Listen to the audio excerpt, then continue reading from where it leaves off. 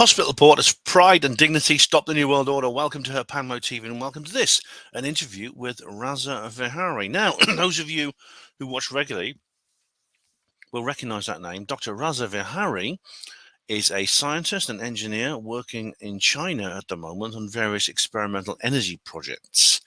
And he's an inventor. And so he's got some very, very interesting things going on in his life at the moment. Some of it's on his YouTube channel. The rest of it is, it's basically contract work he's doing for the Chinese government. And so it's not actually all for their private industry, and therefore he can't really discuss it. What he can talk about is what he's going to talk about with me this evening. That is, there's been some developments in terms of the moon landings, and you'll know Rasa because he was on the Apollo Detectives. He's been on a couple of those programs. Also, the UFO situation, which I've covered many times before, and also free energy development. It appears we may be approaching a pivotal moment in all three of those subjects at the same time, as if there's some kind of connection between them. I hope you enjoy this particular interview. And, if you're a regular viewer and you like my channel, I know you will. So, with no further ado, let's bring on Dr. Rasa Viharii. No worries. Anyway, welcome, Rasa Viharii. Ladies and gentlemen, we've got Rasa Viharii on the show. Obviously, we're recording, not going live, but I always address the listeners nonetheless. How are you getting on? Are you okay? Yeah, things are great here. Great, that's brilliant. Now, we last spoke back in May, and we had an interesting discussion, and you were quite keen for us to talk again. And so I was just wondering, what progress and updates have you for us since then? Well, as you know, there's been a lot going on with this David Grush story. Yes, that's right. So there's three things I would like to talk about today. Okay. If you don't mind. Certainly. So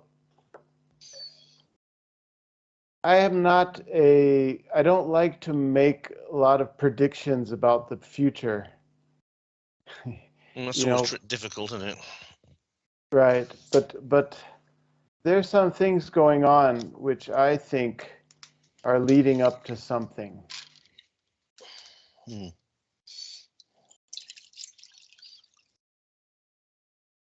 Right, like what sort of things? Because I've got the same feeling at the moment. So, what do you think is actually leading up to something? Okay. So as I mentioned in one of my previous shows, is that NASA has plans to reveal that the Apollo missions were a hoax.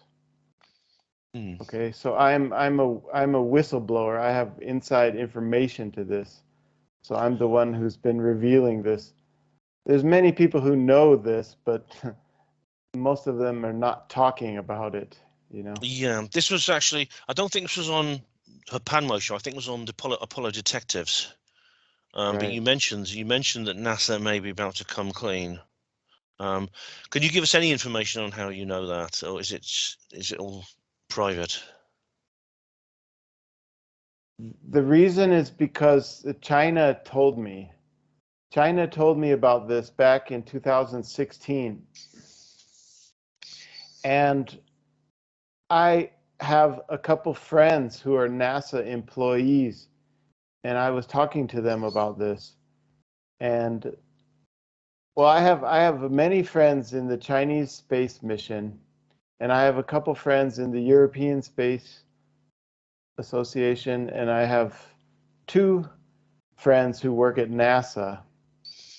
But out of all these people, only one of these NASA friends do I talk to this about, because she also knows that this thing was a hoax, and we go through the evidences together. Every time I find a new smoking gun, I show it to my NASA friend, and I'm like, what do you think about this? And most importantly, we also discuss how did they pull this thing off. This is a big subject which hopefully we can get into today.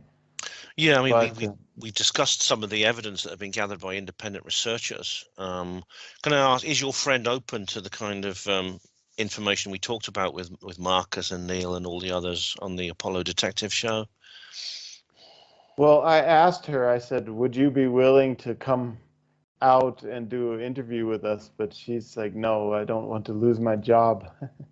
Well, yeah, this is Yeah, always a problem, isn't it? This is always a bit of an obstacle. But right. has she given you information from the inside about how this was done, about how the moon missions were faked?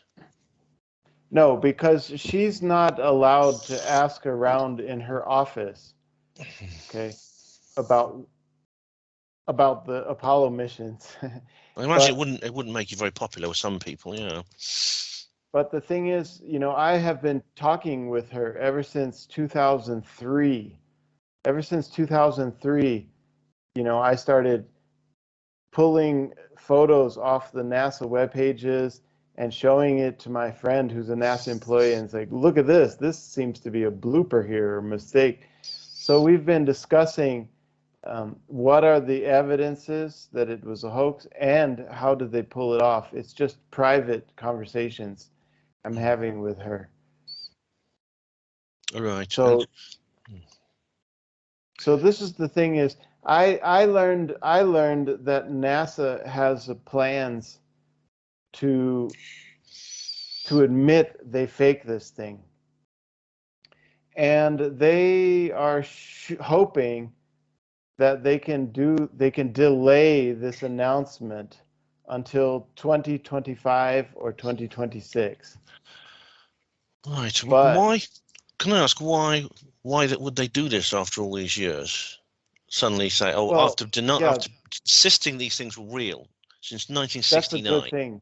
That's a and now good question. yeah, why? It's a very good question. So the reason is because there are many NASA employees who know this thing was a hoax, and they have promised not to blow the whistle until a certain time. So that's how there's many people who know it was a hoax, but they're not talking. And the reason they're not talking is NASA said, just keep quiet for a while. And then in 2025, 2026, we're going to make a big public announcement. And then everything will come clean. And you won't have to lie for us anymore. So that's the big thing. What is the lies that they're telling now? Let's be very specific. What is the actual lie which NASA is saying now? The actual lie is that the reason we need radiation protection now when we didn't need it back then is because now we're planning on a longer trip to Mars or building a moon base. So now we need radiation protection. But the Apollo missions were just short missions, so we didn't really need radiation protection back then. This is absolute lie. Okay, Yeah. it's totally a lie. They definitely needed it back then, and they didn't have it back then. And the people who are working in that field, who are the people who are designing the new radiation protection material, they know that the Apollo missions couldn't have happened.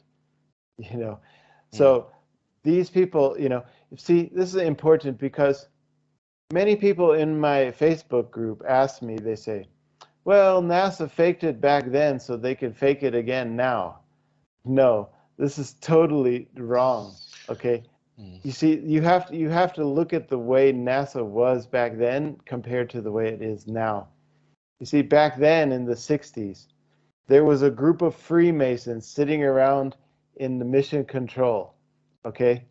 Inside of mission control, you have the main room and you have all the back rooms. So in the back rooms, the people were just watching their monitors, and their monitors was just data which is being fed to them from the front room.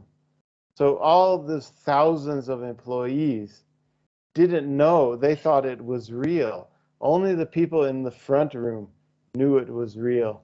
and there was only astronauts who were allowed into that front room. It was a very small group of Freemasons who were able to pull off this hoax. Well, So that society was very different as well back then, in right, terms there of was no the culture. internet. Right. So now everything is open source. NASA is very public about everything they're doing. Every step of the Artemis mission is just on the internet, and high school students are following it. And so there's no way they could pull off a hoax now. There's Yeah. way too many people who are watching very closely. And Yeah. it's not just a small group of Freemasons who can keep a secret anymore. This is totally wrong thinking if you think that they could pull off another hoax. They have to do it. They have to do it. You see, and this is the thing is, let me just talk about the radiation protection, because that's my specialty, okay? Is that they have there's three things they're doing now to protect the astronauts. One, there's a new type of material called boron nitride nanotubes. And the second thing they're doing is they're putting big bags of water on the walls of the ship. And the third thing they're doing is they have invested billions of dollars into cancer treatments. For decades, they've been researching all of these high-tech cancer treatments because they know that the astronauts will be coming back with cancer. You see, Oh dear. Artemis 2 is scheduled to launch in November of 2024. And despite, they have this high-tech nanotube materials to protect from radiation and the bags of water, but still the radiation is going to get through, and the astronauts will be coming back with cancer. Oh dear. There's four people, right? They've selected the four astronauts for Artemis 2. And I can guarantee you, these people know the risks. Okay? There's three risks, right? One is that a micrometeorite could come along at any time and knock your ship out, and then you're dead, right? The second risk is a solar particle event. If the sun gives off a solar particle event while they're out there, they're finished. There's no protection from that. Well, we're in the solar maximum, of course, aren't we? And they're going to we're launch in the solar maximum, when the sun is most active. Yeah. Right. And so then the third thing is this galactic cosmic rays, which are there all the time, Come from sources outside the solar system. Yeah. Right. And so that's going to penetrate your ship. There's no way to stop that. So then so they will be coming back with cancer, but they have some really high-tech cancer treatments now. So this is the thing is there's many people who know that the Apollo mission simply could not have happened. And why are these people not talking? The reason they're talking is because NASA has promised them, just keep quiet until 2025, 2026, and then we'll make our public confession. Okay, right. So that's why they're keeping quiet. So did this promise, sorry, Rasa, just asking, where did this promise come from? Which was this in NASA's administration? Right to the top, like Bill Nelson and people like that? Yeah, I mean, this has been you see, the decision to fake the moon landings was made in 1962, and that's why they called it the Apollo missions, because Apollo is the sun god, whereas Artemis is the moon goddess, right? So they knew that the Apollo missions would be the fake and the Artemis missions would be the real thing. They knew that from way back in 1962. And they knew that they wouldn't be able to keep it a secret forever. So they knew one day they'd do a mission called Artemis, which would be real, and the Apollo one was fake. Right. And so, like, from my understanding is that the first, like, there's many countries who also know the Apollo missions were a hoax. Like, like Japan and Europe and Russia and China. So China was told in 1982, NASA told China that we have plans to admit that this thing was a hoax. So if they told China that in 1982, they probably told Japan even earlier. Yeah. And now and then later on, India also found out. They also told India about it. So, and they also obviously told Elon Musk about it. It seems they're telling people whenever they're about to have their own successful space program. Because Right. presumably That's when they the have thing. that, they could find out, which is why the Soviet Union had to know from day one. Because, Right. yeah. The Soviets knew from 1965 because that's when they made an agreement with America. It was that we're going to let you win the nuclear arms race and we're going to win the space race. So from 1965, America started declining their nuclear weapons and started supplying Russia with their nuclear weapons so Russia could win the nuclear arms race. Anthony Sutton was right. Blimey. Yeah. I was just wondering, Raza. Now, obviously, this promise to the people who know within the NASA employment circles, among their staff who know the moon landings were fake, and as you explained, they're bound to work it out because of their current work on Artemis.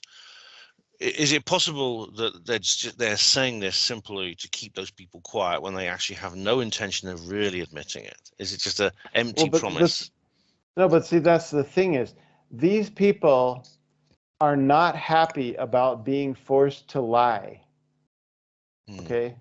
There's people who are in NASA, there's people who are in the European Space Agency, in the Tesla, in China and in Japan, India, so many people who don't want to lie about this thing. They're like, let's just come clean and then we can just be truthful from then on. Mhm. We don't, they're not happy about being forced to lie. So, but that's what they were told. They said, just keep quiet until 2025 and then we'll come clean. So this is the only reason why they're not talking because See, if I they, was sorry, carry on. Sorry. no, that's it. All I'm right. just saying that they're not happy about lying. They're not happy about lying, but they agreed to keep quiet until this admission comes. So if this admission doesn't come, then the more and more and more whistleblowers are just going to come out. So You see, they have no choice. yeah. If I was in their position, if I was in the position of these people who work for NASA and know the moon landings were fake, what I'd be saying to the management is, why wait until 2025? Why not do it now? And if you're going to if you want me to keep quiet until 2025, are you just telling me this so that I'll keep quiet? Are you doing some kind of fake deal with me and you're trying to cheat me into keeping quiet until such time Well, as you can find some way maybe to arrange a car accident for me, Thomas Ron Barron style or something like that? right. No, see, the thing is, there's, thousands of people who know, you can't just kill them all. So it's like, they're told, it's like, let's do this thing for real. Because the sooner we can do this thing for real, the sooner we can come clean about this. So that's why Oh, I it's like, see. let's all work hard. Let's get Artemis. So the official plan is that we will announce this thing after Artemis 3. So that's the official That's the plan. It's like, lander. That's the landing. yeah. But the thing is, that is only considering that Artemis 2 goes without a hitch. Okay. Yeah. If there's any kind of a problem with Artemis 2, then they're going to have to admit it early. That's why I'm saying they're hoping they can delay it until 2025, 2026. But if anything goes wrong with Artemis 2, if the ship gets blown up, if the people come back with incurable cancer, they have no choice but to admit it. It's like, okay, yeah, we had there. But regarding this admission, there's one other important thing which I have to tell is that when they admit this to the public, what they're going to try to do is they're going to try to say, well, we did it because there was a Cold War and we had to beat those Russians. So basically, they're going to replace one lie with another lie. Mm. And unfortunately, the public is going to buy this. I've been trying to. That's why I've been making all these video series about the Cold War is a hoax. The Russians knew all along. From 1965, the Russians knew that, and even NASA helped them to fake their own thing. The first Russian spacewalk in 1965 was also a hoax. All right. So NASA was helping Russia to fake some of their stuff early on as well. So this whole theory that we did it to beat the Russians is just another lie. But unfortunately, people are going to buy that lie. I've been trying to tell people, There always that will be, unfortunately, a certain number of people who will just believe everything they're told. Literally, a large number of people will. Not everyone. I mean, hopefully, enough people will see through it. Well, see, So. the thing is, one of the reasons why so many people are going to buy that is because the situation in Ukraine, they've got their puppet Putin in place, and they're just gonna that's gonna like I say, I don't like to make predictions about the future, but I'm pretty sure that this situation in Ukraine is just going to keep escalating until finally 2025, 2026, and then they're going to have it really blown up. And so the Americans are really going to hate Russia by that time. So that'll be the perfect time to inject this theory that, well, we faked the moon landings to beat those evil Russians, Yeah, I mean, it's So that. I mean, I see. I suppose the Ukraine thing is really getting bogged down now. It's just been dragging on for ages, and there doesn't seem to be any way to end it. It just seems to be They're trying to continuous drag war. it out as long as they can, Yeah, it's and really they've got. it is. They've just announced 26 fighter jets being sent from the Netherlands to the Ukraine now, so that's more that's more money being sent and more money being sent to the Zelensky regime, and it just seems like obviously it's an industry, so some people are making money off it. It serves a geopolitical purpose, but Right. I mean, obviously, what I suppose if I were President Putin, my response would be, that was the Soviet Union. This is the new Russia. I was just a junior KGB counterintelligence officer in those days, and which is true. He was actually he was chasing the Oleg Gordievsky and people like that in those days. But well, in the 80s, that's what he did. But so he Well, no, but so will people believe that? Or do people understand the difference between the Soviet Union and Russia today? Do you think that enough no, time's gone past? no. You see, I mean, you're getting into. In order to answer this, you have to look a little bit into the left-right policies. So one of the things was that at the beginning of the Trump presidency, he was trying to make friendships with Putin. And there was a lot of right-wing Trump fans who also started to support Putin. But then all of a sudden, the bankers who are controlling Putin said, no, this isn't good. You can't have right-wing Americans in favor of you. So they told Putin to change his story about global warming. So what happened was Putin all of a sudden switched from saying global warming is a hoax to saying global warming was real. And once he said that, he lost all the right-wing support in America. So then now Putin, everybody both on the right and the left in America can hate Putin again. So he's a perfect puppet being told what to say and which roles to play. I mean, like he's anti LGBT, so the left hates him, but he's pro global warming, so the right hates him. So he's So the perfect boogeyman. right. Now, see, when NASA say 2025 or 2026, is this all? This is all to do with when Artemis 3 takes place. Right. So, which is due. It's currently due, I say, November next year, and that's Artemis Oh, 3. no, I think. no. Artemis 2 is November of 2024. Oh, really? Oh, right. Artemis 3, they were giving a date like December 2025, but then just recently, about a month ago or 2 months ago, they said, no, we're going to have to delay it to 2026. And they started blaming Musk. They said, well, I don't think your Starship is going to be ready by 2025. So anyway, but they said, they're still sticking it to 2026 though. So Yeah. so anyway, now the thing is this.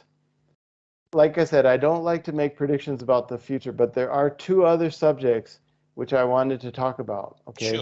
Sure. So first one is the release of the free energy technology, and the second one is the release of the fact that they've been suppressing the UFOs. Yeah, Okay. we're seeing the signs already of both of those subjects. It's like Yes. they are preparing the ground for some kind of revelation. Right. And we talked a little bit in May about what's the various projects that have been highlighted, especially around the element of nuclear fusion. But since then, there's been a lot. Since I last spoke to you, there's been a few developments. Right. There's been a lot of developments in both of these. Yeah. So let me I have a lot of stories to tell I didn't get to tell last time. So Sure. let me go ahead and let me first cover this UFO subject, and then we'll talk about the free energy subject. Cool. Okay? Because I think free energy subject, there's not many people who are into that these days, unfortunately. Not as It many as used to should be. be, because it's a very Right. important thing. Right. So let me tell you one story which I've never really told many people before, but this is a very interesting story. Okay. So as you all know, the Roswell incident was in 1947, right? Hmm. So now a lot of people also saw this movie called the JFK, right? Yeah, Oliver Stone's. Yeah. Okay, so in the movie JFK, at the very, very end of the movie, there's a lawyer and he's talking with one congressman, and he's asking this congressman, he says, so basically my whole court case is ended and we're screwed and the truth is never going to come out. And then this kind of a whistleblower guy said, the truth will come out. And he said, there is a clause in the US Constitution where if the CIA does a cover up, that cover up can only last for 50 years, and then they have to release all the information. So Right. this is something which a lot of people don't know about, but it was there at the end of the JFK movie. They mentioned that there's a 50-year clause in the Constitution. Now, the 50-year anniversary of the Roswell incident was in 1997. Okay. Yes, there was a big Now, conference. I remember there was a big conference yeah, in Leeds. there was a big conference also in Roswell, but but the thing was this: I have a personal story, which is quite amazing. Now, what happened was in 1997, I was living in Oregon, and I was a university student, and I was at the time, I don't drink, I don't do drugs or anything like that, but I had a lot of friends and I used to go to parties, and my friends would be drinking, and sometimes that would be boring for me, because I wasn't drinking myself. So Yeah, one I can night, imagine. so what happened was, one night I went to this party. My friends were all drinking, and I kind of got bored. So I went to the living room, and there was a TV. Okay, and I just turned on the TV, and the TV happened to come to the CNN. Okay, so I started watching CNN because I was really bored. And then all of a sudden, a report came out on CNN which says, this is the 50-year anniversary of the Roswell incident, and the CIA has released some documents. And the CIA has admitted that it was not a weather balloon, and they released some sketches, some hand-drawn sketches of like a spaceship and some little aliens. And this is so strange because this came out at like midnight, or like 2 in the morning or something like that. There was one CNN report, and then it disappeared. And I have never been able to find this again. I've been searching all over the internet and Yeah. everything I can, and it was like, so the reason they did that is because they had to do this admission, but then they could hide the admission. But they had to make that admission so that later on nobody can sue them and say, what happened to your 50-year report? Oh, we did admit it on the 50-year anniversary. And here's the CNN interview. But it's like you can't find that anywhere. It's like they're hiding it. So I Right. think I'm probably the only person who actually saw this CNN report where they admitted that they lied. Okay. Oh, if only someone had like a VCR running at that time, because I wish. yeah, But there was no streaming services in those days, but people had like the videos, VCR. cassettes, and they could like record TV. I mean, oh, if only. But I mean, because there was an admission in '97, but I mean, there was an official permanent admission, but it was that it was the book, The Roswell Case Closed, which talked about Project Mogul, which were about the balloon with the spy equipment on, which was just another part of the cover up. I mean, that was a lie as well. Right. So that's the thing, is that they did admit it. So that's why, like, nowadays they started this David Grush, came into the Congress, right? Yeah. And for me that's like not a surprise. It's because I've known about this since 1997. I was like, yeah, I know that they lied. They admitted they lied, but Mm. I can't prove that to anybody because I didn't have a VCR to record that show. I wish I did, but Mm. it's like, but anyhow, I've known about this since It's 1997. now more than 75 years since the Right. actual Roswell incident. I mean, is that another milestone which they have has to be marked? Well, let me give a rundown because a lot of people don't know about this David Grush thing. So let me just give a really quick rundown of what's actually going on, Sure. because it's a little bit difficult to understand. So, um, in the June 9 of 2022, NASA created a study team to study what they call UAPs, right? They changed the name from UFO to UAP, right? So NASA created a study team in 2022, and they were given access to the Defense Department's secret files. Okay, so the Defense Department has over 800 sightings.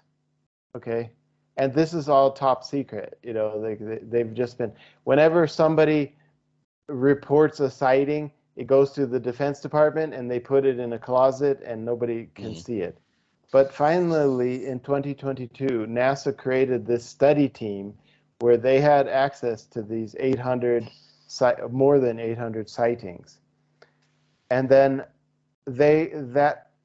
in May 31st of 2023, this study team came out and made a public conclusion of their findings. It was a right? 4-hour conference, which really didn't say an awful lot. It said nothing, basically. Well, all they said is that we don't have enough evidence to make a conclusion. Yeah. But they said two things. They debunked one video. There was one video where there was 3 little lights moving, and they said that was just the camera moving on 3 airplanes. So they debunked one video, but then they released one video, which was, I think it's called the Tic Tac video. Well, there were little clips released in 2017. Yeah. Well, there's been a couple of others, but there's been a couple of others since then. Yeah, just very short clips. Right. So there was in 2022, some military ship latched onto this craft, right, in the Middle East, and I think that's called the Tic Tac video. Well, there's in the Middle East. Oh, is that the silver spherical object in? And that might be the one you mean, because the Tic Tac video actually took place off the coast of California. Oh, right. Okay, so there was a couple from the Middle East as well, though. There's been a couple from there too. So NASA admitted that this Tic Tac video, NASA admitted the Middle East video cannot be explained. They can't just debunk that one. They said there's something going on, but we can't explain it. So that's all they said. They said there's one video which we can't explain. So that is an admission of a sort, right? Yeah, we can't explain that one. So then what happened was they were supposed to release a report, but they didn't.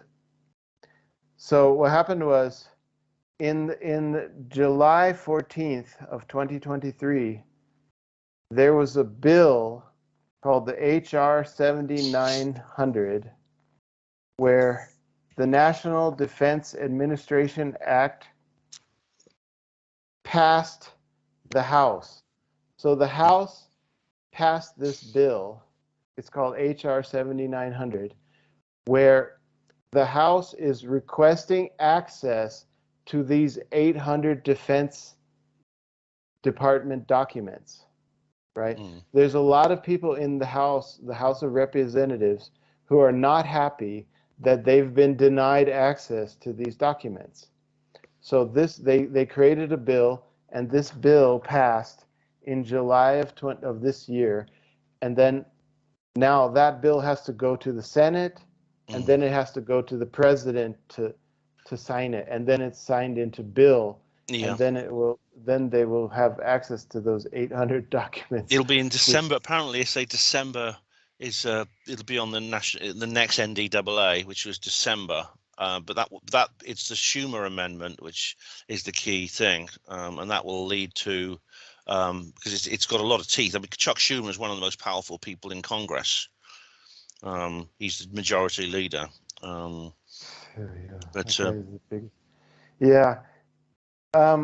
then let's just cover this last subject of the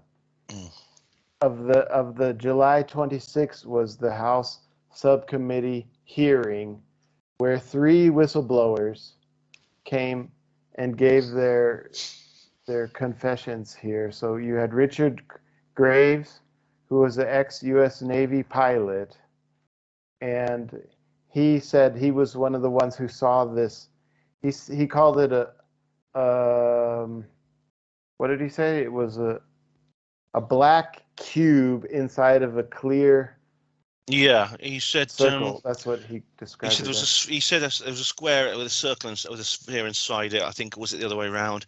Either way, the skeptics say it's actually a radar target balloon. However, I can't find any photographs of this anywhere. And I've asked them, well, do you have any images or plans or design? Could you show us a photograph of this? And they said, I can't find one. Someone showed me a hand drawing, which they've probably done themselves. That's it. So, Yeah, it's a very strange thing that Lieutenant Graves actually came up with. Yeah. But then the important thing about this Ryan Graves is that he is a representative of 30 other whistleblowers who are all willing to step forward. So he says, I'm just representing 30 other people. So this is interesting because, the House is going to continue doing these subcommittee meetings, and they're planning on bringing out more whistleblowers in the future. So and then of course the second one was David Grush, who said that he had spoken to people in the crash retrieval programs and spoken to people into the reverse engineering programs, but that was his admission. And finally was the David Fravor, who was the ex-U.S. Navy commander, and he's the one who was present during the TikTok recording, right? Yeah, he's also a pilot. Yeah, and he's been one of the first witnesses to speak out back in 2017. Yeah, right. And he also mentioned that this craft had jamming abilities, to jam their signals. So for me, I don't like to get into theories.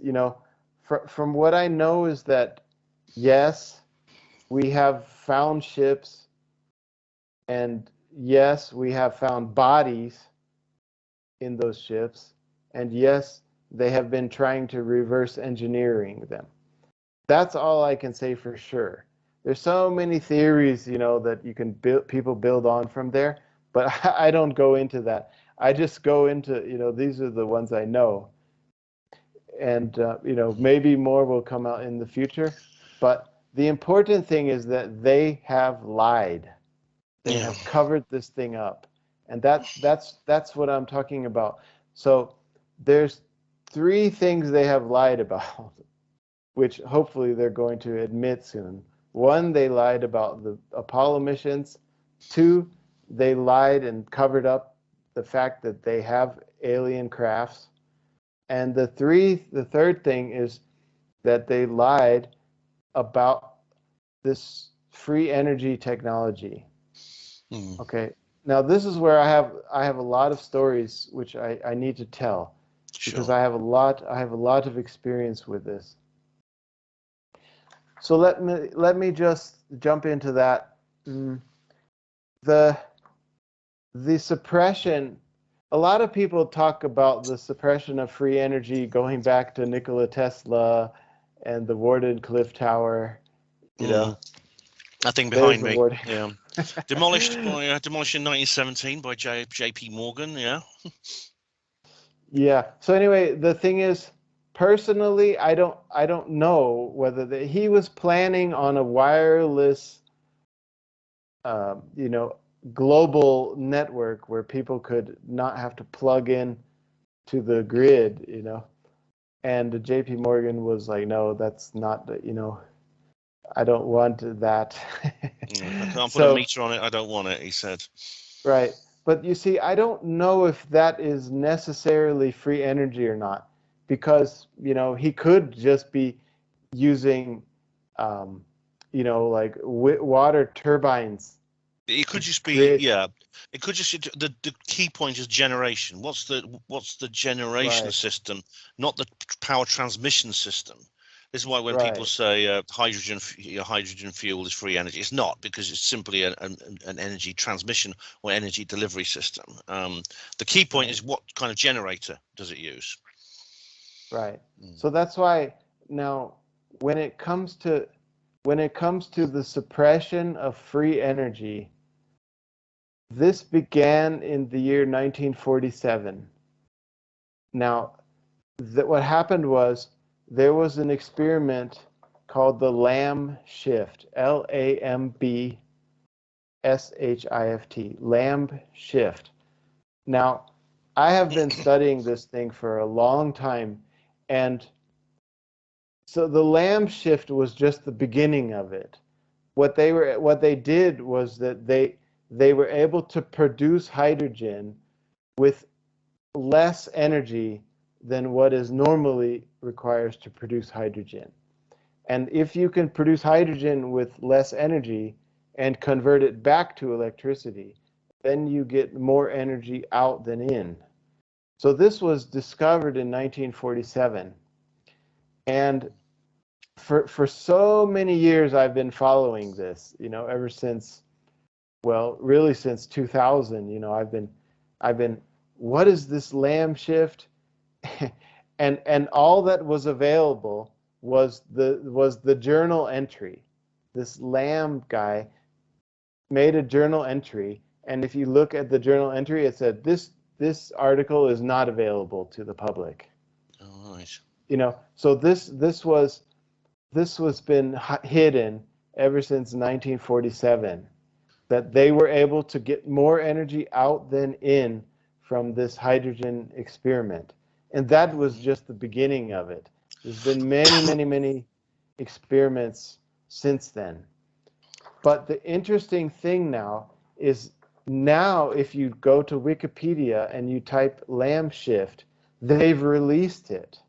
Finally, after so many years, I've been trying to find out what is this Lamb shift ever since 2000. And finally, just like last year or this year even, they finally started releasing what is this Lamb shift.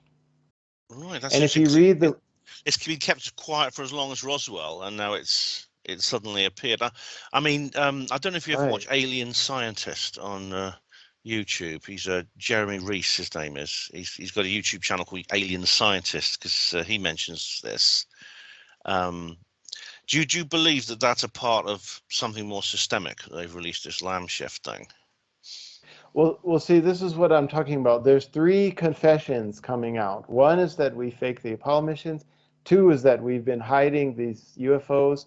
And 3 is that we've been hiding these free energy technologies. Oh. And so now it's coming out. And the reason why the Lamb shift, you see, if you go to Wikipedia and you type Lamb shift, it says that the reason there's an excess of energy is because of fluctuations in the vacuum energy field. It says vacuum energy fluctuations.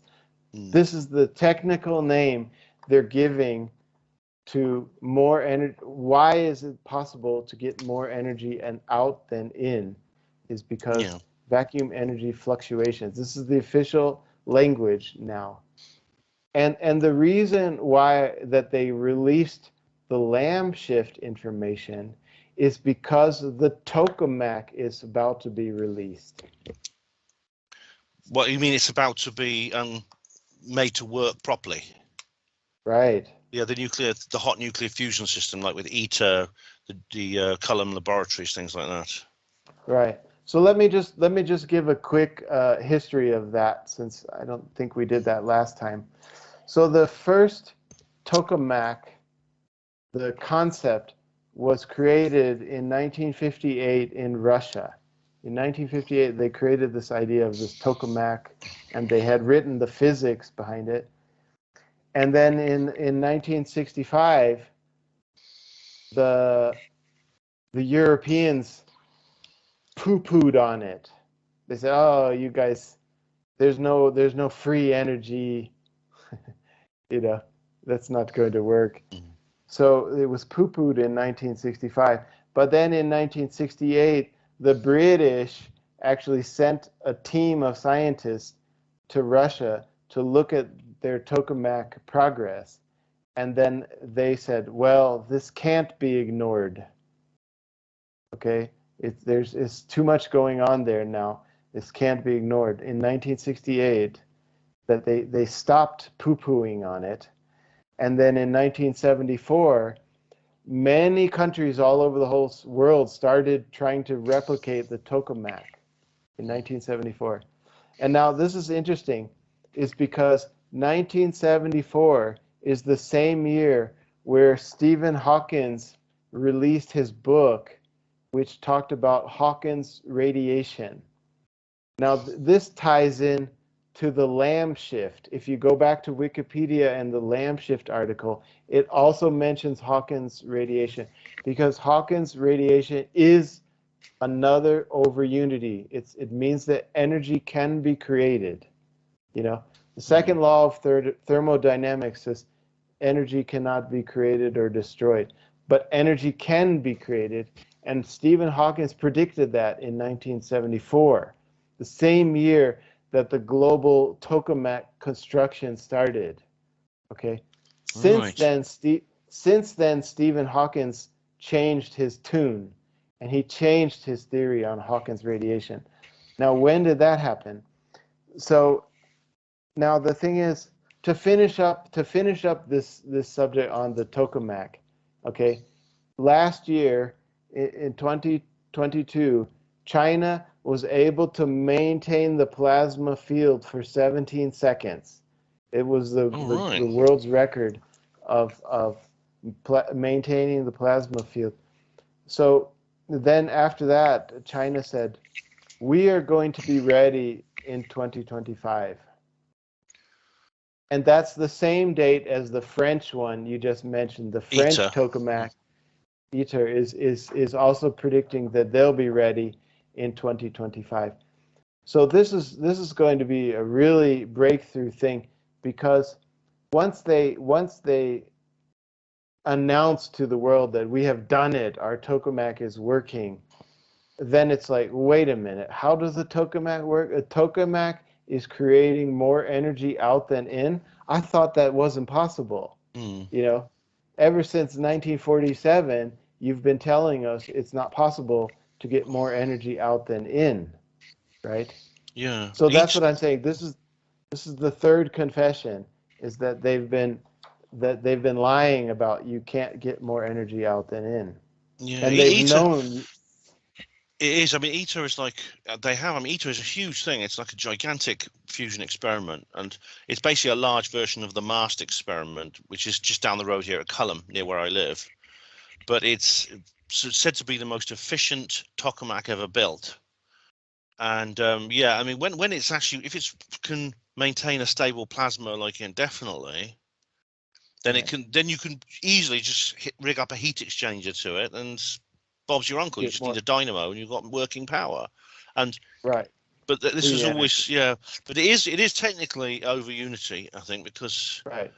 Definitely. I can't remember the details Because of it, but yeah. the amount of energy you put in to the magnets to maintain the plasma field is less than the amount of energy you get out in the heat conversion, right? Yeah, So that is more energy out than in. Is definitely it's what. nuclear fusion. Yeah, it's nuclear fusion, which technically is over unity, because you basically get the energy from the nucleus of the atom itself, as with fission, but it's far more powerful and efficient than nuclear fission, which is a conventional nuclear Right. power system. It's Right. also safer. Right. It doesn't give Right. off deadly radiation the way fission does.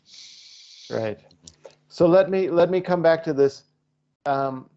There's one other subject, which is about, you see, this tokamak. They kind of I mentioned that Stephen Hawkins, he had to change his theory about Hawkins radiation, All because right. Hawkins radiation also predicted more energy out than in. So there's another subject which I want to mention here, which is tied into that, is called the EM drive. Okay, if you just go to Wikipedia and you type EM drive, it's called the impossible drive, The M drive. because Yeah, I've the heard of EM drive this. is also over unity, more energy out than in. So let me just tell you the brief history of that really quick, because a lot of people don't know about it. In 2001, it was a British guy who received an award from the British government for building this thing, and they gave him this money. They said, take your machine over to America and present it to them. Okay, that was in 2001. But in 2002, he started having heating problems. The thing was overheating. Okay, and then in 2006, he designed a water cooling system for it to try to keep it cool. And then finally, as soon as he did that, the New Scientist magazine published an article called the EM Drive, where the Scientist magazine was like, wow, this guy has created an amazing kind of EM drive, which is defying the laws of physics, more energy out than in. And then in 2008, China bought into it. They said, oh, we want to invest in that. And then in 2009, this British guy was allowed to demonstrate his machine to Boeing in America. Boeing, the major company. They said, okay, bring us your machine. So he brought them their machine. And then in 2012, Boeing made the official announcement that, yes, we have bought into this technology. We're researching it. In 2012, Boeing admitted that. In 2014, some NASA scientists tried to write a quantum mechanical theory of how this machine is working. 2014, NASA admitted that this is worth looking into. But as soon as NASA did that in 2015, then they started poo-pooing on it. No, you can't get more energy out than in. Oh, so dear. So this is around so this is tied into why did Stephen Hawking have to change his Hawkins radiation, because they had to poo-poo on that. Wait a minute, don't tell the public the tokamak is real. Don't tell the public this EM drive is real. Don't tell the public about Hawkins radiation. So around this time they had to start poo-pooing on all these over unity devices, But even though the scientific magazine started poo-pooing on it in 2015, in 2016, NASA themselves admitted successful trials with this EM drive, Yeah.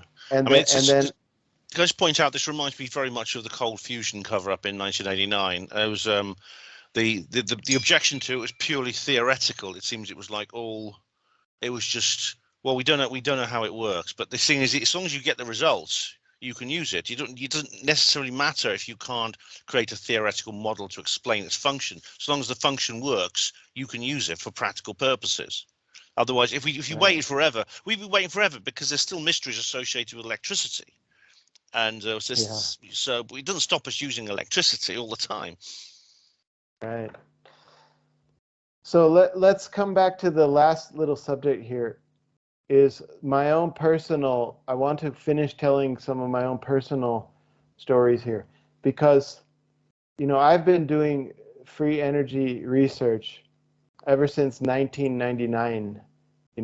I mentioned that at my university, in Portland State University, is the university where they officially suppressed the cold fusion experiments, because I met the people and I asked them what happened to those cold fusion experiments, and they said they denied us access to the materials we needed to continue doing those experiments. So I heard about that in 1999, that they've been suppressing free energy. And so I dedicated my life to that. How can we bring this free energy? And so I have some stories, which there's a free energy community. We used to have a webpage called the PES Wiki, but that webpage was taken down, and now you have this. Well, there's overunity.com, which some people still use, but it's that whole thing kind of died out. There's some groups who are still doing it today in America, and they've had some successes, but I'm not going to mention that now. I want to talk about the suppression of free energy, because I have firsthand experience with this, okay? So the first thing is, the most popular name, which everybody knows, is Stanley Myers, right? Yeah. Stanley Myers. Right. Now, there's a version of this story which people don't know, and it's really important I tell this story, okay? Mm. Because I have a friend who used to be very good friends with Stanley Myers, okay? Now, what happened was in the 1980s, Stanley Myers was working with a team of scientists who were building a magnetic motor which was able to get more energy out than in. It was a pulse motor. They were sending pulses into the magnets, and they were pulling energy out of the magnets, and the amount of energy they were getting out was greater than the amount of energy putting in. Now, this took place in the 80s, and then what happened was, as soon as they did that, the Army, the U.S. Army came in and said, this machine belongs to us now, and we don't want you guys to talk about what you have done here. Now, Stanley Myers and one of my good friends was part of that team who built that magnetic motor in the 80s. Now, what happened was Stanley Myers was basically under contract not to talk about over Unity, and he broke that contract once he released his hydrogen car. Okay, so that's why he was poisoned, you know. That explains it, yeah. So this is the part of the story. Now there's a little bit more to this story. Is I might have mentioned this last time, but I have another friend who's a Hong Kong scientist who was he wrote a mathematical paper about the theory of momentum of electromagnetic devices and how you can utilize the momentum of the spinning wheel to get more energy out than in. He wrote a mathematical paper about this back in the 90s, and then the US Army read his paper and they said, your paper describes this machine that we have here. So he was invited to America and he was given access, and he saw the machine which my friend had built in the 80s. You know, he actually made a video of it. You've got some on your YouTube channel. Because you've got some demonstrations on your YouTube channel of this, I think. Yeah, that was a later prototype that he had personally built later in the 2000s. You know, I met him. I think it was 2009 where he made a successful prototype, and I made a video of that back then. So that was the same guy. Okay. So all these kind of stories, it's a small world. All these stories tie in, you know. Yeah. Anyway, let me tell you some other of my own personal stories here, because people never heard these stories before. The second story is the Magna Coaster. Okay, the Magna Coaster. This was a suppressed energy. So what happened was there was a Canadian guy, and he had done a similar thing where he had created a motor where he was sending pulses and he was able to get more energy out. And then my friend went to him and said, you know, you don't even need a spinning motor to do that. You can just use a permanent magnet and an electromagnet and get the same results. You can do it in a solid state object with no movement at all. So my friend was guiding him, and he actually did it. He actually created a successful prototype. Okay. And then he came onto this television show in Canada called The Dragon's Den. Okay. And the Dragon's Den was a television show where inventors would present their inventions to certain millionaires. We got a version of that over here, yeah. And I didn't realize Canada had one too. Right. So this guy presented his box. It was just a box. that was charging batteries. Energy would come out of the batteries into the magnets and come back into the battery. And then he had an inverter. It could light up some lights, and it was working 24/7. He had done it, solid state. He was the first one to do it solid state without a spinning wheel. Okay. And so I became friends with him, and he made some business mistakes, though. You see, what happened was he came onto this Dragon's Den show, and this millionaire guy said, "Okay, I'm going to invest in your technology," and he gave him a bunch of money, but then he gave some stipulations. There was some red tape along with the money. You have to do it this way. You have to work together with the Canadian power company. Blah blah blah. He had put all these stipulations with the money, and you also have to sign over the patent to the Canadian Army. And then finally the guy was like, "No, I'm not going to sign over my patent." And so then he got cut off from all that money. So then he's like, "Okay, I have no more money. What am I going to do?" So then he made the big mistake. He says, "I'm going to start taking pre-orders. Okay, I'm going to start, everybody, you can buy your machine now, and then when the machine's ready, I'm going to deliver it to you later." So that was his mistake. He started taking a lot of money from people, but then he found out he actually delivered one machine to one company, okay, in Spain. And then that company, he had given them like an instruction manual, like this is step 1, step 2, step 3, and he sent it in the mail to Spain, and that Spanish company like didn't follow the instructions, and the machine blew up, and so. Oh no. So then, like, anyhow, that's just what the debunker wants, Right. So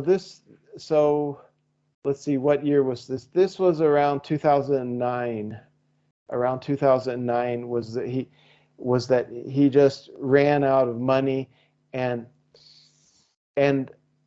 what happened was he made some other mistakes. Was that what was happening was that he was blowing up the batteries. The batteries were dying. So he said the solution to this problem is to replace the batteries with the capacitors. The capacitors can handle that. But he ran out of money, so that was like, and then, he just ran out of money. He couldn't do that anymore. And a lot of people got mad at him because they had given him money. And they're like, I had also given him money. I was on his waiting list. He was supposed to deliver a device to me, but he ran out of money. He had to go back to the drawing board to get the capacitors instead of batteries. And he just ran out of money. And so that's what happened to him. But that story didn't end there, because what happened, I eventually got my hands on one of his early prototypes because I knew his mentor, so I got my hands on one of his early prototypes, and I brought it to China, and I started reverse engineering it, and I have a video on my channel which is called "Who Killed the Magna Coaster," where I'm showing the process of me reverse engineering this thing. But the problem was there was two magic numbers. There's two frequencies. There's the input frequency and the output frequency. And I never knew those magic numbers, And I also eventually ran out of funding to do that. It would have taken me a long, long, long time to try to find those magic numbers. Eventually I might do that someday, but I just don't have money right now to continue that research. So anyway, it's not problem getting investors, isn't it? I'm really shocked that I don't know the Canadian version of the Dragon's Den. I mean, they always had various people on it. I know the original one had Donald Trump in the United States. We had Alan Sugar over here and a couple of other people, but I didn't realize that someone who supposedly in that situation would actually be in contact some way with the government, and that they would start trying to rein it in with various conditions. I mean, they do though. I mean, John Hutchison he was a Canadian as well. He mentions this as well, this process. Yeah. Okay, so that's the end of my Magna Coaster story. Let me tell you another interesting story, which a lot of people don't know. It's called the Z power. Z power. So this is a very interesting story. So I met the people from Z power, and he told me his story. What happened was he had built this little thing which could light up a light bulb a long time ago, like back in the 80s. Let me tell the full story. What happened was, originally he was working on cancer. He was working on the Raymond Rife machine, and he built a Raymond Rife machine, and he started trying to cancer. But then he found that his Raymond Rife machine was putting out more energy than was coming in. So then he changed his thing. He says, I'm not going to focus on cancer anymore, because that's like a no-no subject. If I start telling people I can cure cancer, they're going to kill me, you know. So he started focusing on over unity machines. And he had made one back in the 80s. It was a solid state. There was no moving parts, and it could light up a light bulb. And then eventually he moved to the Philippines, and he was getting money from the Philippine government, and he developed an entire power station, a free energy. He was the world's first person to make a free energy power station, you know, where he was feeding electricity into the. Now his technology is the Nikola Tesla technology.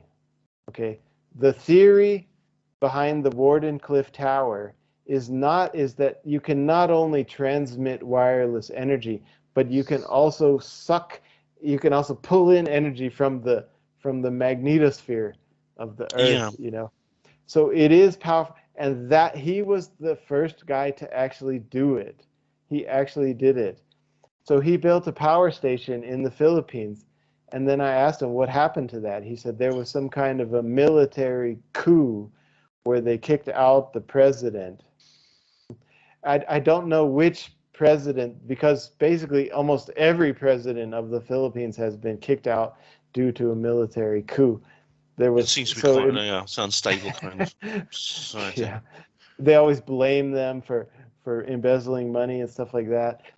But anyway, I don't know what the year it was, but eventually that president was kicked out, and then he took his power station and he hid it inside of some shipping containers.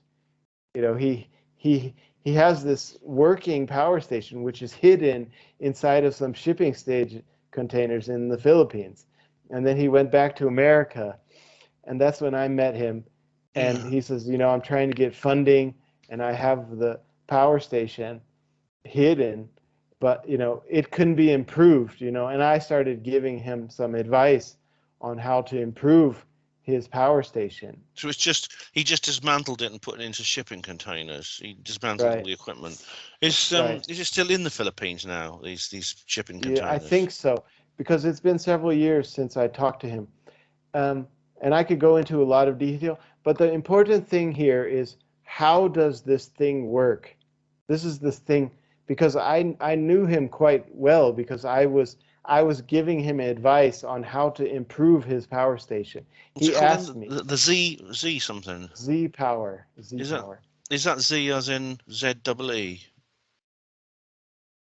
Just a letter Z. The letter Z. Yeah, the letter Z. Yeah, that's we just call it Z in England, but yeah. Z power. Right. Yeah, it's hard to find them, but there is a YouTube channel, which if you want to find the link, I can send you the link. Thanks, mate. Cheers. So Now, the thing is, if you go to overunity.com, there's all these people making theories. How did that machine work? I'm actually the best one to know because I spoke to him quite in detail about it.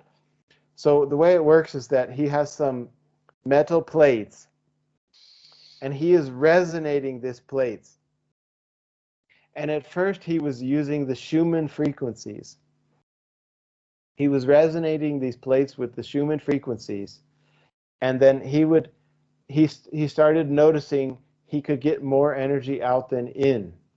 Okay, and then he started looking at the output, the frequencies he was getting out, and he says he found that if I just give double, triple, he started hitting it with extra frequencies.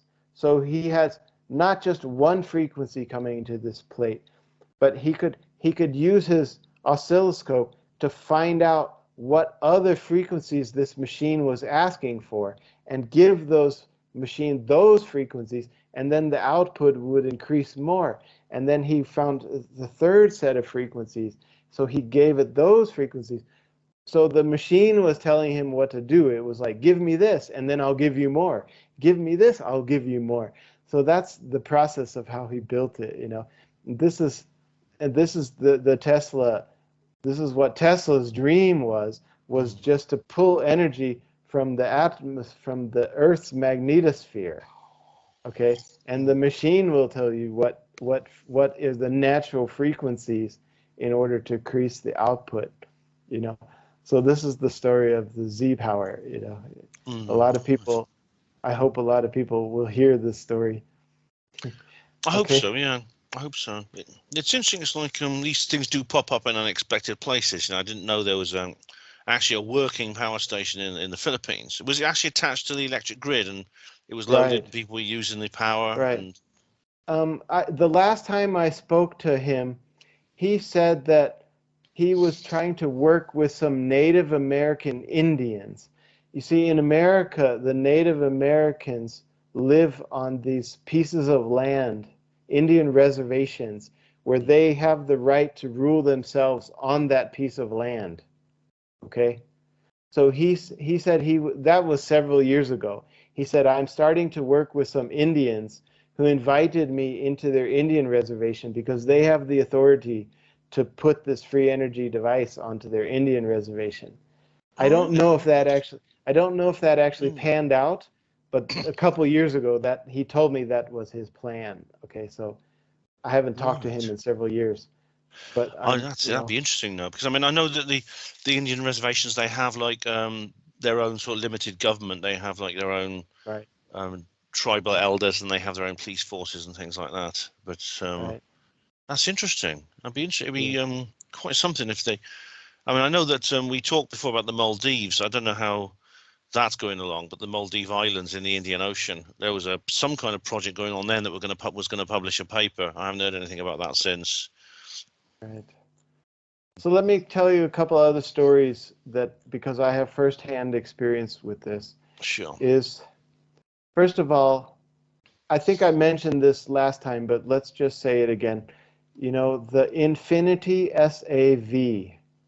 Let me just mention this story again because I knew that guy he was killed. Okay, it was a Russian guy, and he came up with this business plan where he went to South Korea, and he got some investments there in South Korea, and he started this company. Now, he didn't do the mistake of taking pre-orders. That that was really stupid, if somebody does pre-orders. So he was just like, no, no, no. He says, once my machine is done, then you can buy a machine. Okay. So that was a good thing. But unfortunately, he chose South Korea to do this in because the South Korean government is run by Freemasons. And I actually tried to warn him about that. I'm like, don't do this in South Korea. It's not safe. But anyway, he didn't listen to me. Oh dear. So that's what happened to the Infinity SAV, was that he had started subcontracting. He had found contractors. He's like, you make this. He found different manufacturers. He said, I want you to manufacture this part of the machine, and I want you to manufacture that part of the machine, and another person manufacture. So nobody knew what the whole machine was, right? It's Everybody had a compartmentalized, yeah. yeah. So, but he was the only person who knew what the bigger picture. And once they killed him, it was over. Nobody else knew how Oh to dear. do it, you know. But it's not completely over because he also had a mentor, and that mentor is a French guy who knew the complete workings of the machine. So even though that guy is dead, it's not a gone project. It will come back someday in the future, hopefully. Oh, good. Fingers crossed, yeah. So that's the story of the Infinity SAV.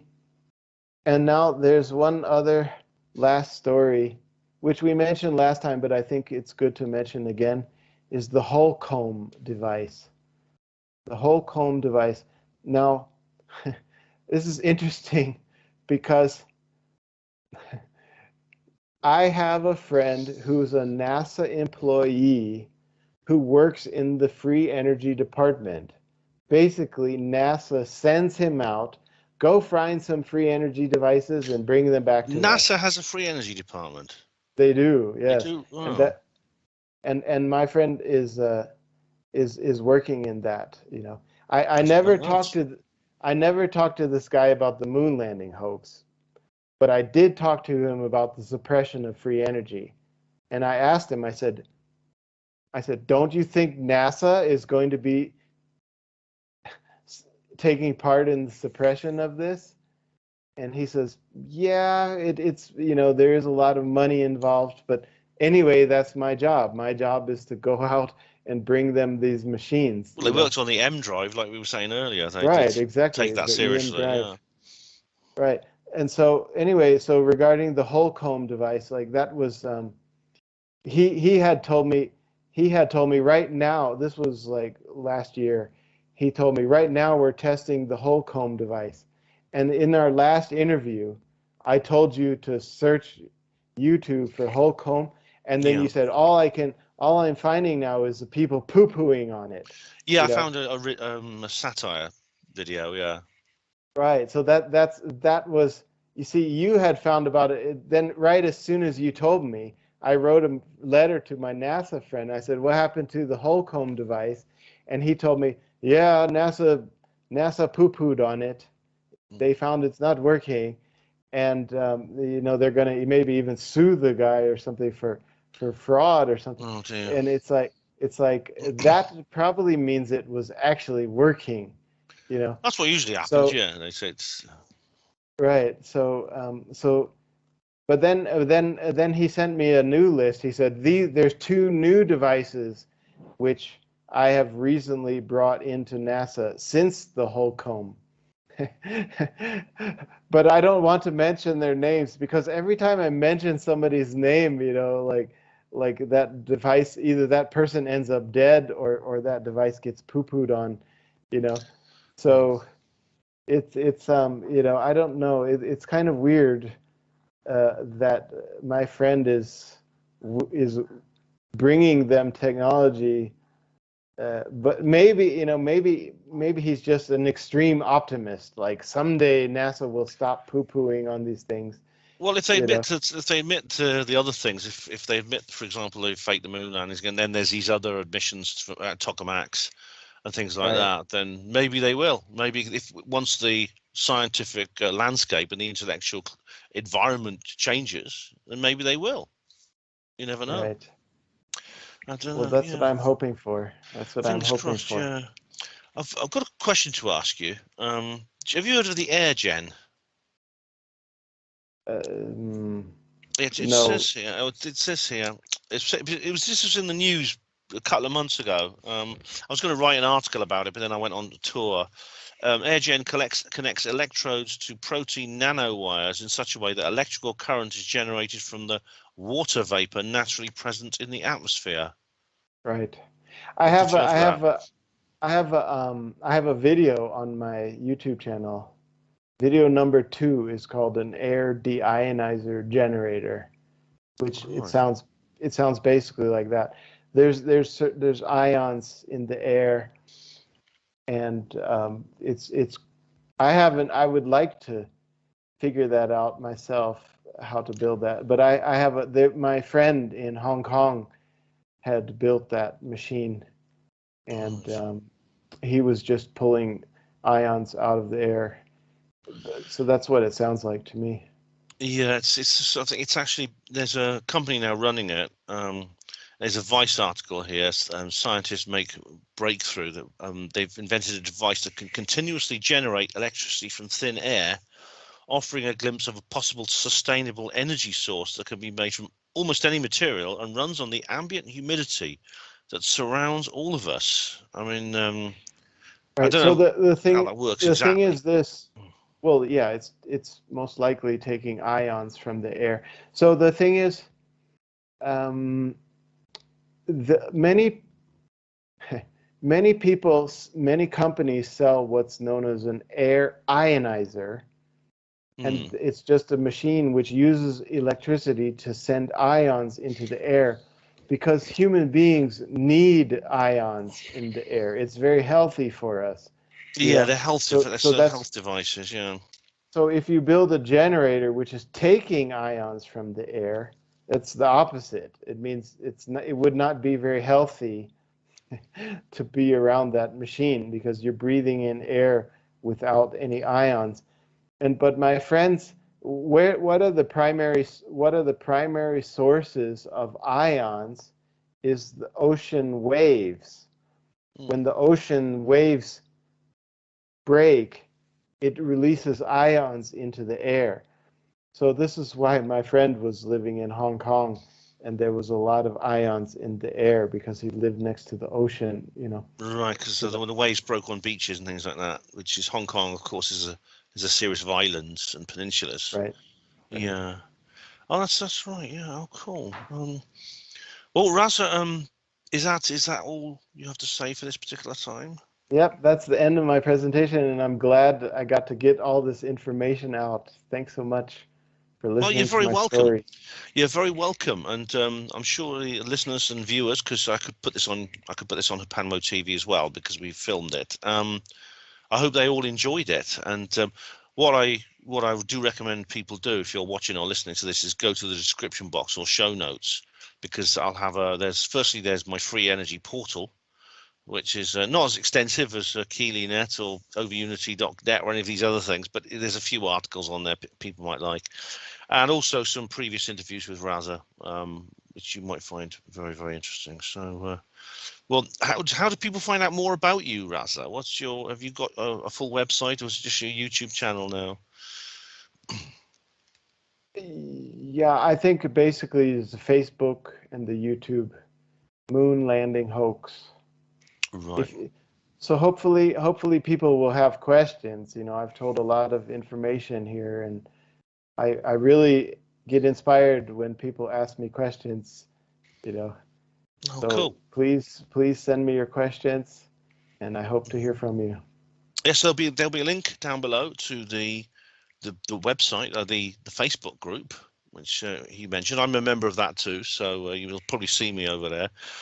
But well, no doubt we'll probably meet up again, and you can give us some more information, because this is developing very quickly. This whole issue, all three of the subjects we've gone into, the moon landings, UFOs, and free energy, seem to be breaking into something new at the same time. Literally in the same time period, they're going through a revolutionary transformation of status.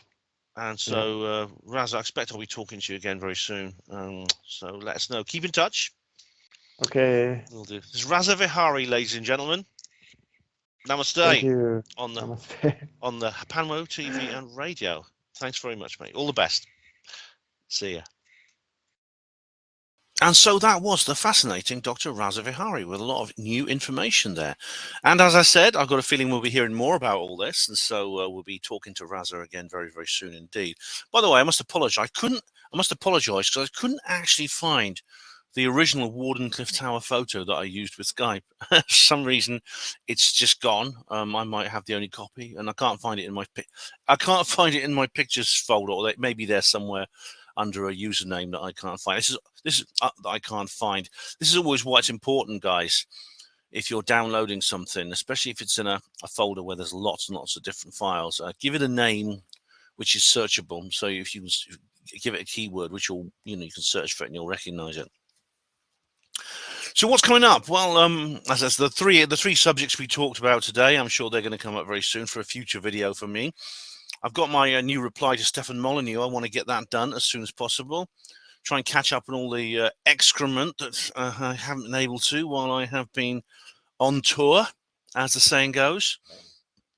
But one video that might be coming soon, I hope will be coming soon, is something that I've been discussing with various people. Now, this is something I commented on. I've been commenting for a while on this in my comments reply videos. Would I do a live debate with Steve Mumbling, or not on a live stream, but would I sort of sit with him face to face and do a recorded interview with him, which we would then put on our channels? Would I be willing to do that? I always said no, I wouldn't. However, I kept saying no, I wouldn't do it. However, I've changed my mind about that. Now, what I did, I was at work yesterday. I was thinking it over, and I thought to myself, well, I think, what if we just didn't talk about the moon landings? Because I know that's Steve's favorite subject. We just would leave that subject to one side because it's his favorite. It'll just overwhelm everything else. And we've done it before with the Apollo detectives when he was on that. What if we just had other subjects? I mean, everything else would be on the table apart from the moon landing. So we could talk about the free energy thing. We could talk about all the other reply things I've done to Steve, the UFOs, things like that. And I thought, yeah, I'll do that. So I have actually reached out to Steve now. I've left him a comment. Two, I've left one on his channel as well, challenging him to a debate, which will be recorded by both of us. So we both have our own copies. And just going over the things we debate about anyway. I think your viewers would like that. I know a lot of you have been urging me to do this. So, yeah, if Steve's up for that, I am. So, Steve, if you're watching, come on, mate. Let's see what you're made of. Let's see if you've got what it takes. Get in touch with me. We'll arrange a date and time. Okay? I look forward to that. As for everyone else, thank you all for watching Panmo TV. Hospital Porters, pride and dignity. Stop the New World Order.